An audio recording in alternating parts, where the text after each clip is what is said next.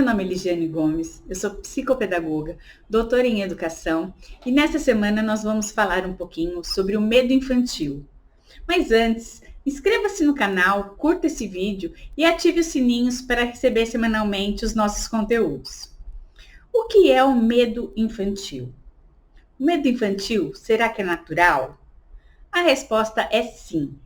O medo infantil, ele é natural no processo do desenvolvimento da criança. O medo é uma emoção básica que nos alerta sobre os sinais e possíveis ameaças da nossa sobrevivência. Então, se a gente pensar dessa forma, o medo, ele é bom. Mas a gente tem que fazer uma diferenciação aí entre o medo que é natural dentro do processo do desenvolvimento da criança e o medo patológico. O medo patológico seria aquele que paralisa a criança, que faz com que ela fique impossibilitada de suas ações sociais. Nesse caso, em que o medo é persistente e recorrente, é aconselhável procurar um psicólogo infantil. Mas o que nós vamos falar aqui é do medo natural e que, inclusive, ele tem alguns medos que são esperados ao longo do desenvolvimento infantil. Vamos conhecer um pouquinho desses medos. Até aproximadamente 1 ano de idade, a criança ela tem medo de barulhos muito altos, ela tem medo de pessoas estranhas e medo de que os pais desapareçam. Aproximadamente aos 2 anos de idade, a criança ela passa a ter medo de ir ao médico, medo de trovão, medo de criaturas imaginárias e pelos 3, 4 anos mais ou menos, ela passa a ter medo de pessoas que estão fantasiadas, medo de monstro, medo de escuro, medo de ficar sozinho. E por que isso acontece? A criança nessa fase, ela não tem ainda uma distinção entre o que é real e o que é imaginário. E ela acaba misturando esses dois elementos, real e imaginário. Então, o mundo da fantasia está muito presente e a criança não consegue fazer essa dissociação. Por volta dos 5 anos aproximadamente, os medos das crianças eles começam a ficar mais concretos. Elas passam a ter medo de ladrão, medo do cachorro, medo de se machucar, medo de ficar doente, medo de dormir sozinha, medo de que alguma coisa ruim aconteça com os seus pais. Na atualidade, nós podemos aí, eu acho que colocar o coronavírus como um dos medos das crianças. E como superar o medo? Uma das coisas que a gente pode fazer enquanto adulto é estar presente quando a criança se depara com uma situação nova. Toda experiência nova, ela provoca algum tipo de insegurança, algum tipo de mal-estar, digamos assim. E ela estar junto de um adulto em que ela tem um vínculo positivo vai fazer total diferença.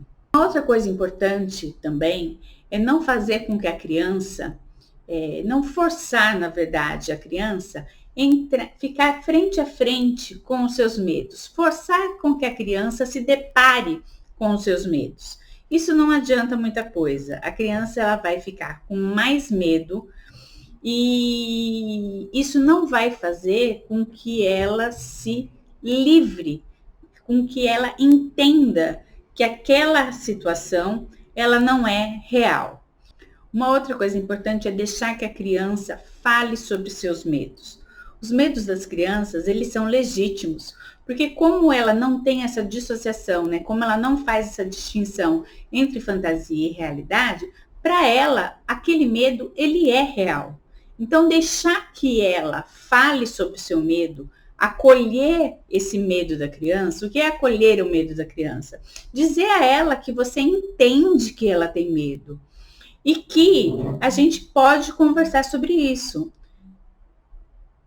Analisando se aquele fato realmente é real, se é imaginário, se existe, se não existe. Como, por exemplo, falar para as crianças que esses monstros, essas criaturas imaginárias, eles existem de mentirinha, como na televisão, como nos desenhos animados, que a existência dele não é real. Esse entendimento ele não vai acontecer de uma hora para outra. mas é uma ótima oportunidade para a gente conversar sobre os medos das crianças. Nesse conflito que a criança tem entre o medo, o que é real e o que é imaginário, eu gosto muito de utilizar o desenho infantil. O desenho infantil faz com que as crianças expressem esses sentimentos, essas emoções, o que está deixando que ela fique mais aflita na representação simbólica. Outro dia eu vi um desenho de uma criança que dizia que ela tinha desenhado uma máquina de comer os monstros e um desses monstros era o coronavírus e aí ele nunca mais podia atacar a gente. O coronavírus como um monstro, né? Desenhos de crianças com vários monstros na barriga. Então, de onde vêm esses monstros? O que são esses monstros? Perguntar para a criança. Então, depois que ela fez o desenho, fazer com que ela verbalize. Ah, esse monstro, que monstro que é? O que ele faz? Então, eu gosto muito do desenho infantil porque cria essa possibilidade de trabalhar com a construção mental e a representação da criança, junto com os sentimentos dela. E gosto muito também da literatura infantil. Hoje nós temos vários títulos, várias narrativas que possibilitam que a gente trabalhe a questão do medo na criança. Por exemplo, a Princesinha Medrosa, Alguns Medos e Seus Segredos, Quem Tem Medo do Quê? Medo que Mora Embaixo da Cama. São alguns títulos que mostram pra gente que a gente pode trabalhar com essa questão do medo na criança. Toda criança tem medo, é natural ter medo.